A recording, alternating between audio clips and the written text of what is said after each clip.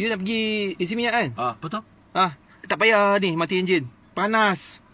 Aduh, you tak tahu nak isi petrol, mau matikan enjin ke? Tak payahlah, you mati enjin lah kat dalam kereta berpeluh-peluh mah.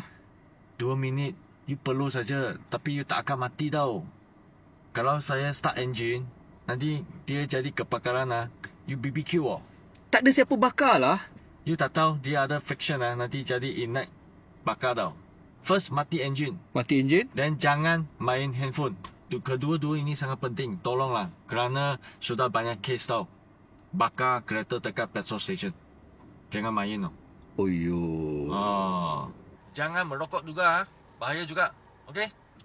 You bolehlah mati enjin. Okay lah, saya mati enjin lah. Okay? Okay.